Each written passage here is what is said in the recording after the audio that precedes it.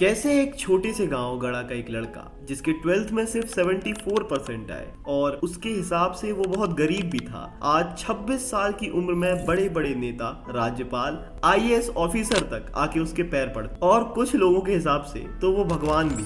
ऐसा कैसे हुआ? ये है वो दिव्य कहानी जो लोगों को बेची गई और लोगों ने आंख बंद करके विश्वास कर लिया। अब अगर कोई भी महान बनता है, उसे एक मास फॉलो करता है तो किसी कहानी के दम पे ही करता है। ये रही धीरेन्द्र शास्त्री की कहानी। मैं 8-9 साल की उम्र से ही पूजा पाठ करने लगा था अपने दादाजी के साथ। 12-13 साल की उम्र होते तक मुझे कुछ अंदर से अनुभव होने लगे थे। ये कुछ चमत्कारिक अनुभव थे और पूरा परिवार सिर्फ दक्षिणा से चलता था क्योंकि ये कर्मकांडी परिवार था। 2010 में दादाजी चल बसे, तब मैं 13-14 साल की उम्र का था। सेतुलाल गर्ग मतलब इनके दादाजी ने इन्हें कुछ ऐसी दिव्य चीजें सिखाई थी जो और किसी को नहीं आती। फिर समय के साथ मुझे सपने आने लगे और इन्हीं सपनों ने मेरी जिंदगी बदल दी। मुझे अज्ञातवास जाने की प्रेरणा मिलने लगी। मुझे अज्ञातवास का पता नहीं था। महाभारत पढ़ने के बाद मुझे पता चला कि पांडवों की तरह अज्ञातवास मुझे भी जाना होगा, तो मैं पांडवों की तरह अज्ञातवास चला गया। वहीं से आने के बाद मैंने अपना बिजनेस नहीं, मैंने अपना समाज कल्याण का कार्य शुरू किया। Thank you very much my dear, I proud of you. जैसे मेरे दादा गुरुजी भी लोगों की मन की बात जान के उनके प्रॉब्लम्स के सॉल्यूशन देते थे, वैसे ही मैंने भी यही काम करना शुरू किया और इसे ही मैं दिव्य दरबार कहता हूँ। वाह क्या स्टोरी है!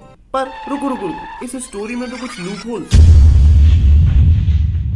अगर सबके सब सिर्फ कर्मकांडी ही थे और दक्षिणा से ही घर में पैसे आते थे तो इनके पापा खेती क्यों करते थे? और ठीक है खेती करते थे, पर खेती से पैसे नहीं आते थे क्या? थोड़े तो आते होंगे, तभी तो धीरेन्द्र 12th में 74% बना के पढ़ पाए। दक्षिणा के पैसे से ही बेचारा कैसे पढ़ता? इनके हिसाब से ये कहीं अज्ञातवास में चले गए थे, किन्हीं जंगलों में, पर उन जंगल्स की कोई डिटेल नहीं है। और इसके बाद ही इन्होंने अपना दरबार और बाकी सारी प्रैक्टिस शुरू की, क्योंकि वहीं जाके तो इन्हें एनलाइटमेंट मिला ना, बुद्धा के जैसे। पर 2014 में ही इनके गांव वालों ने इन्हें बाहर निकाल दिया था क्योंकि ये भूत वगैरह का काम करते। गांव से बाहर निकल के ये पास के ही सामुदायिक भवन में रहने लगे थे। और तो और ये ही सिर्फ एक व्यक्ति हैं जो अपने इंटरव्यूज में कहते हैं कि इनके दादाजी कुछ चमत्कारी प्रैक्टिसेस परफॉर्म किया करते। एक और आदमी है जो ऐसा करता है, जो इसी फील्ड में बहुत बड़ा नाम है, जिसका नाम है पांडोखर सरकार, और उसका कहना है कि 2020 के बाद से ही ये सब शुरू हुआ है, इसके पहले कुछ नहीं था। और तो और इनके खुद के चाचा अपने इंटरव्यू में कहते हैं कि सिर्फ यज्ञ कराते थे इनके दादाजी, और कुछ नहीं करते थे। ऐसी 25 यज्ञ की हमारे पिताजी ने, सेतुलाल गर्ग जी ने,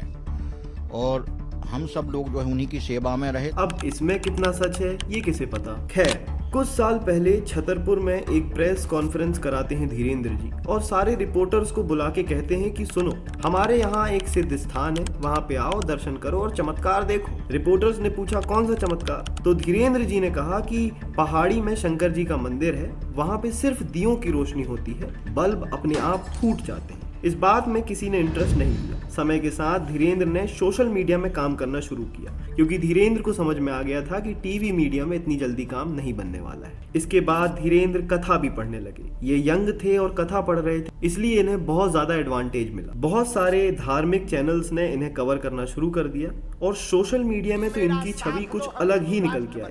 ये धीरे धीरे करके वायरल होने लगे। असल में ये वायरल नहीं हुए, ये बहुत वायरल हो गए। पॉलिटिशियन से लेके आईएएस ऑफिसर तक सब इनमें अपना फायदा देखने लगे और सब इनसे जुड़ने लगे। बीबीसी कहता है कि ये बने तो कांग्रेस नेताओं की वजह से हैं, पर अब कांग्रेस और बीजेपी दोनों का सपोर्ट है। हमने इसकी झूठी और सच्ची कहानी के बारे में तो बात कर ली, पर आइए अब बात करते हैं इसके करोड़ों रुपयों, प्राइवेट जेट्स में ट्रेवल और इसके कारोबार के बारे में कि वो है क्या असल में, ये करते क्या है। पहला, धीरेन्द्र शास्त्री लोगों के मन की बात बिना बताए ही जान लेते हैं और उन प्रॉब्लम्स को बोल के सॉल्व भी कर देते हैं, चाहे प्रॉब्लम कोई भी हो, कोई भी। ये लोगों के अंदर से भूत और जिन भगा देते हैं। कुछ मंत्र पढ़ते हैं जिससे लोग चिल्लाने और उचकने लगते हैं, कूदने लगते हैं, और समय समय पे ये कुछ वायरल बयान भी देते हैं, जैसे तुम हमारा साथ दो, हम हिंदू राष्ट्र बनाएंगे, या फिर बुलडोजर ले लो सबके सब। इनके सारे जादुओं के पीछे की असली वजह को हम जानने की पूरी कोशिश करेंगे, क्योंकि हम जुड़े दैनिक भास्कर की टीम से, जो खुद इनके गांव गढ़ा में, इनके धाम बागेश्वर धाम में कुछ समय ठहर के आई और उन्होंने कुछ ऐसी चीजें देखी जो सबसे छुपी हुई हैं इस बड़ी सोशल मीडिया की दुनिया में। पहली चीज कि ये लोगों को ठीक कर देते हैं। ये रहा चंदू, इसके ठीक होने का दावा किया जाता है।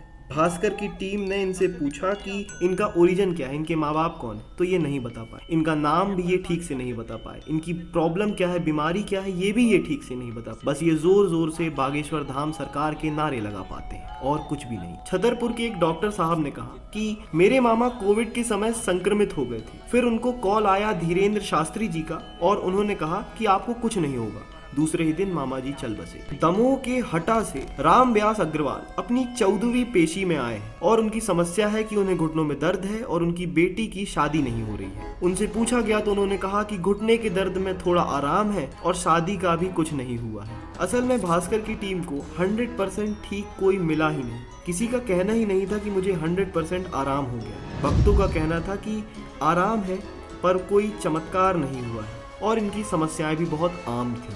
पर फिर सवाल आता है कि बाबा लोगों के मन की बात कैसे जान रहे हैं। इन दिव्य दरबारों में बाबा के सामने वही पहुंचता है जिसकी पेशी की तारीख तय हो चुकी होती है और बागेश्वर धाम की टीम ही यह तारीख तय करती है। पेशी का मतलब बाबा के सामने आना और बाबा का आपकी मन की बात बताना। ये आप डिसाइड नहीं करते, बाबा खुद ही डिसाइड करते हैं कि वो किसके मन की बात कब बताएंगे। जब आप बागेश्वर धाम जाते हैं तो आप सबसे पहले अलग अलग रंग के कपड़ों में बंधे हुए नारियल लेते हैं। अपनी समस्या के हिसाब से आप अलग रंग के कपड़े में बंधा नारियल लेते हैं और उस नारियल को आप मंदिर में कहीं बांध देते हैं।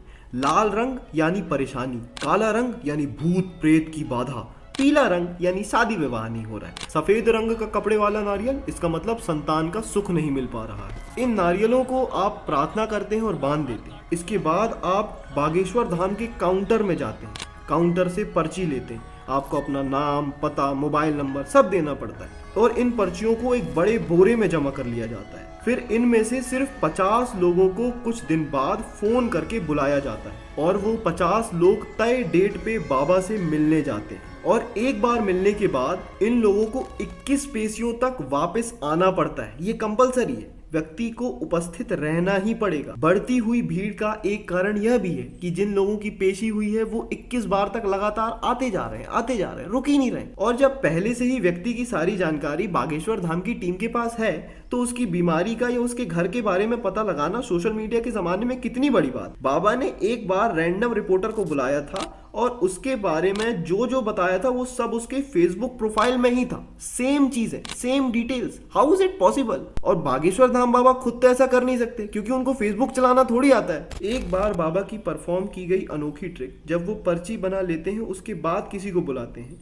उसे श्याम माधव मतलब नागपुर की अंधविश्वास निर्मूलन समिति के अध्यक्ष, जिन्होंने बाबा को 30 लाख रुपए का चैलेंज भी दिया कि आप प्रूव कर दीजिए और पैसे ले जाइए। इस ट्रिक को कर्ण पिचाशनी विद्या कहते हैं कि ये मुझे भी पता है और सुहानी शाह मैजिशियन भी इसे एक मैजिक ट्रिक ही बताती है। जब बाबा स्टेज में लोगों की बात लिखते हैं और उनसे पूछते हैं क्या ये सही है, बताओ सही है, तो कोई बेचारा इतने प्रेशर में इतने बड़े स्टेज में ना तो बोल ही नहीं सकता। अब बेचारा लेस एक्यूरेसी के चलते भी हाँ हाँ बोल ही देता है। फिर अगली चीज आती है कि ये भूत कैसे भगा। ये कुछ इस तरह के मंत्र पढ़ते हैं और इससे लोग पागल हो जाते हैं। इनकी वीडियोस के बारे में जब मैं रिसर्च कर रहा था तो मुझे पता लगा कि सबसे ज्यादा व्यूज उसी वीडियो में है जिसमें ये एक जिन को और एक भूत को नहीं एक ताकतवर जिन को और एक ताकतवर भूत को सेनापति से कह के चमीटे की मार लगवा रहे हैं। भास्कर टीम ने हमें बताया कि पेशी वाली जगह जहाँ पे ये सब कार्यक्रम होता है वहाँ पे बाबा के वॉलंटियर्स पूरी जगह फैले होते हैं और किसी भी तरीके की फोटो और वीडियो लेना वर्जित है, जैसे कुछ छुपाया जा रहा है। लोगों का कहना है बाबा के ही लोग दरबार में अलग अलग जगह भूत प्रेत का ढोंग करते, इस चीज के उन्हें रोज पैसे मिलते। यही वजह है कि उन लोगों की फोटो नहीं लेने दी जाती। हालांकि इनकी बात पे पूरा भरोसा कैसे करें। जैसे इस शख्स को बाबा ने भीड़ के बीच से 23 तारीख को बुलाया और फिर इसके भूत उतारे।